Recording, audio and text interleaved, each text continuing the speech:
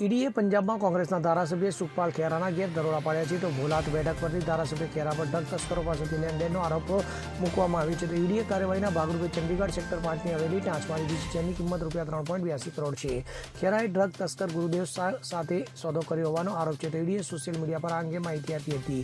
કોંગ્રેસ ધારાસભ્ય ખેરા પર prevention of money laundering act 2002ની જોગવાઈઓ હેઠળ કેસ નોંધ્યો હતો તો ઉલ્લેખનીય છે કે વર્ષ 2015ના ફાઝિલકા જિલ્લામાં એનડીપીસી એક્ટ હેઠળ આ દરોડા પાડવામાં આવ્યા હતા, જે બાદ 28 સપ્ટેમ્બર 2023ના રોજ ખેરાની ચંદીગઢ સ્થિત નિવાસસ્થાનેથી ધરપકડ થઈ હતી. તો આ મામલે ઈડીએ જણાવ્યું હતું કે પંજાબ પોલીસ દ્વારા હાથ ધરવામાં આવેલી તપાસમાં ગુરુદેવસિંહ પાસેથી કુલ 1800 ગ્રામ હેરોઇન, એક 315 બોર પિસ્તોલ અને 2 કારતૂસ, 2 પાકિસ્તાની સિમ કાર્ડ, એક 32 બોર પિસ્તોલ અને 24 બુલેટ, 24 સોનાના બિસ્કિટ જપ્ત કરાયા હતા. તો ઈડીની તપાસમાં ખુલાસો થયો કે સુખપાલસિંહ ખેરાએ આંતરરાષ્ટ્રીય ડ્રગ સિન્ડિકેટ દ્વારા ગુરુદેવસિંહ અને તેના વિદેશી સહયોગીઓ પાસેથી પ્રાપ્ત ₹3.82 કરોડ મેળવ્યા હતા, જેનો ઉપયોગ ચૂંટણી પ્રચારમાં કર્યો હતો.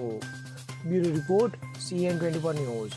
હવે જુઓ દેશ દુનિયાની તમામ ખબરો તમારી આંગળીના ટેરવે.